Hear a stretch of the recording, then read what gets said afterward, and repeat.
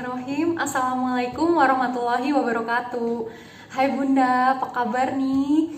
Nah, di sesi kali ini aku pengen sharing lagi nih seputar kehamilan. Nah, untuk bunda-bunda yang menjalani kehamilan anak pertama, kedua, ketiga pasti merasakan pengalaman yang berbeda-beda ya. Nah, terutama nih pada saat trimester ke-1. Nah, pasti ada sebagian bunda yang merasakan adanya mual. Nah, ada yang mualnya berlebihan, ada yang mualnya sedikit, bahkan ada yang sampai muntah-muntah seperti itu. Nah, di sini sebenarnya apa sih yang membuat ibu-ibu hamil trimester ke-1 itu merasakan yang namanya mual? Nah, kita akan bahas nih penyebabnya. Nah, pada saat kehamilan itu kan tentunya banyak sekali perubahan dalam tubuh yang terjadi. Salah satunya disebabkan oleh perubahan hormon. Nah, adanya hormon HCG atau singkatannya itu adalah hormon Human Chorionic Gonadotropin. Nah, itu tuh dihasilkan setelah sperma bertemu dengan ovum, kemudian melakukan implantasi di dalam rahim atau penanaman di dalam rahim. Nah, sesaat setelah itu terbentuknya hormon HCG ini sebagai hasil dari plasenta. Nah, yang akan menghasilkan hormon ini seperti itu. Nah, jadi nanti plasenta ini tuh ari-ari ini akan terbentuk sempurna secara bertahap tentunya ya terbentuknya. Dia akan terbentuk sempurna sampai usia kehamilan 4 bulan. Nah, makanya biasanya di umur kehamilan 3 bulan ke atas atau menginjak trimester kedua itu mualnya ada yang hilang atau ada yang sedikit berkurang seperti itu. Nah, hormon HCG tadi nih yang dihasilkan pada trimester pertama itu menuju puncaknya biasanya di usia kehamilan sampai dengan 12 minggu bun, seperti itu. Nah, kalau misalnya nih bunda-bunda merasakan yang namanya mual-mual pada saat kehamilan trimester pertama, sebenarnya satu hal yang perlu kita syukuri ya, itu adalah pertama nih, karena ternyata terbukti kalau kehamilan bunda-bunda itu berkembang seperti itu. Karena tadi balik lagi ke hormon HCG tadi itu terbentuk, nah sehingga menyebabkan mual tadi. Jadi balik lagi itu adalah sesuatu yang sifatnya fisiologis atau sesuatu yang sifatnya fitrah seperti itu ya bun ya.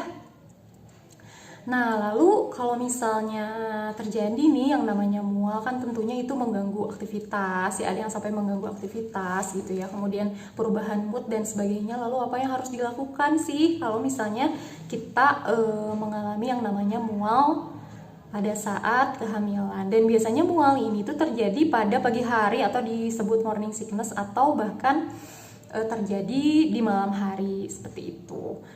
Nah, mungkin tips yang pertama nih yang bisa dilakukan adalah bunda makan sedikit-sedikit tapi sering. Itu yang bisa dilakukan.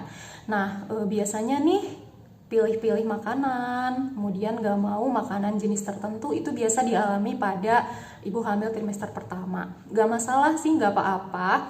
Yang penting bunda bisa mengganti makanan yang bunda gak mau. Contohnya misalnya bunda gak mau makan nasi. Kayaknya kalau ngelihat nasi itu enak apa gimana gitu ya. Nah, karena nasi itu kan mengandung karbohidrat untuk energi, itu bisa diganti dengan kentang rebus misalnya atau ubi rebus. Nah, seperti itu. Dan bunda bisa memakannya dalam jumlah yang sedikit-sedikit. Nah, misalnya 2 jam sekali makan, tiap 2 jam sekali itu 2 sendok, 2 sendok, 2 sendok, seperti itu. Nah, lama-lama kan kalau misalnya dijumlahin itu bisa memenuhi kalori yang bunda butuhkan saat hamil trimester pertama dibanding dengan mogok makan sama sekali, seperti itu. Nah, tips yang kedua selain makan dalam jumlah yang sedikit-sedikit tapi sering, bunda harus menyiapkan cemilan. Nah, cemilan di sini tentunya cemilan yang sehat. Jangan sampai nih saking gak mau makan ini, gak mau makan itu, nah jadi gak ada makanan yang masuk sama sekali, sehingga asam lambung juga meningkat. Jadi diperparah dengan meningkatnya asam lambung karena perut kosong. Nah, minimal bunda memasukkan cemilan yang sehat seperti biskuit gandum misalnya, atau biskuit-biskuit yang ringan tapi padat seperti itu. Jadi tidak terjadinya peningkatan asam lambung tadi, Bun. Tips yang ketiga yaitu hindari makanan yang beraroma kuat. Nah, seringkali nih pada ibu hamil trimester pertama tidak kuat mencium bau-bau tertentu. Misalnya beda-beda ya, ada yang mencium bau bawang, gak suka, ada yang mencium bau ayam juga gak suka. Pokoknya macam-macam ya Bun ya. Nah, Bunda bisa menghindari bau-bau yang menyengat seperti itu. Nah, juga bisa Bunda hindari dengan makanan-makanan yang memang mengandung aroma yang segar. Misalnya nih kita bisa dapatkan di sayuran dan buah-buahan, misalnya salad ya Bun ya, atau buah-buahan yang segar-segar seperti itu. Nah, tips yang keempat adalah lakukan istirahat yang cukup. Nah, Bunda bisa melakukan rebahan ringan mungkin ya, atau malah trimester pertama pengen rebahan terus. Nah, kenapa? Itu sebenarnya hal yang wajar karena balik lagi kepada perubahan hormon dan perubahan di dalam tubuh Bunda yang terjadi. Jadi mengakibatkan kita itu yang sedang hamil trimester pertama itu moodnya jadi sedikit lebih sensitif seperti itu. Jadi berpengaruh juga kepada tubuh kita. Jadi inginnya istirahat terus. Tapi tidak apa-apa Bun, ikuti saja, jangan memaksakan. Kalau misalnya Bunda ingin rebahan saja, asal jangan rebahan seharian mungkin ya Bun ya. Bisa dilakukan jalan kaki, menghirup udara segar seperti itu. Nah, kemudian untuk tips selanjutnya, tips yang kelima, memperbanyak konsumsi vitamin B6. Nah, mungkin kalau misalnya Bunda kontrol nih untuk konsultasi tentang mual muntahnya, biasanya bidan atau dokter meresepkan vitamin B6 gitu untuk mengurangi, sebenarnya tidak menghilangkan sih, tapi dia bisa mengurangi mual. Nah, kalau vitamin B6 ini bisa didapatkan dari apa aja sih selain dari tablet langsung yang diberikan, yang diresepkan? Itu bisa didapatkan dari protein, misalnya ikan dan hati sapi. Kemudian bisa didapatkan dari macam buah-buahan Bun, seperti pisang, itu mengandung B6 dalam jumlah yang tinggi. Kemudian juga bisa didapatkan dari sayur-sayuran hijau. Nah, itu bisa cukup membantu Bun. Nah, lalu tips yang ketujuh. Tips yang ketujuh, Bunda bisa minum teh hangat, boleh. Kemudian juga diberikan jahe, jahenya bisa digeprek, kemudian dimasukkan ke dalam teh hangat. Karena berdasarkan beberapa literatur dan jurnal nih, jahe ini terbukti bisa mengurangi mual dari zat-zat yang dikandung oleh jahe itu sendiri. Nah, kemudian selain jahe juga dari penelitian yang pernah saya baca, yaitu teh lemon. Teh lemon juga bisa menenangkan sehingga dia mengurangi mual.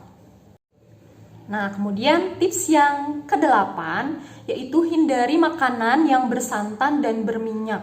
Nah, karena balik lagi sih, kalau misalnya makanan yang mengandung banyak minyak seperti goreng-gorengan mungkin ya, kemudian yang bersantan, nah itu bisa meningkatkan asam lambung. Nah, jadi bisa memperparah mual. Nah, tips yang terakhir, kita bisa melakukan hipnosis. Hipnosis di sini mungkin bisa sugesti di dalam diri dengan pertama-tama berpikir positif tentunya dan merasa ikhlas. Merasa ikhlas karena balik lagi tadi penyebab dari mual itu sendiri kan sesuatu yang sifatnya fisiologis atau berdasarkan fitrah secara alami. Jadi kita merasa ikhlas, tubuh kita merasa ikhlas, pikiran kita merasa ikhlas dengan apa yang terjadi di dalam tubuh ibu, karena semua yang terjadi di dalam tubuh ibu itu termasuk rasa mual yang dihadapi ini adalah salah satu cara supaya kehamilan lebih berkembang, karena balik lagi tadi kan hormonnya berkembang seperti itu, makanya dirasakan mual. Nah, dengan mencoba ikhlas, berpikir positif, jadi kita itu Bunda itu sendiri merasa lebih tenang seperti itu, lebih menerima, menjalani semua yang dirasakan dengan bahagia seperti itu. Nah, Bun, gimana? Memang mual itu sendiri bermacam-macam ya, tetapi ingat Bun, kalau misalnya mualnya itu sampai berlebihan, sampai misalnya muntah-muntah, bahkan satu hari itu bisa lebih dari 3 kali muntah, itu bisa dikonsultasikan ke bidan atau dokter, karena ada beberapa tipe mual yang termasuk kepada sesuatu yang patologis. Nah, itu harus dilakukan ini perbaikan cairan seperti itu, karena bahayanya adalah mengeluarkan banyak cairan dari muntah-muntah tadi.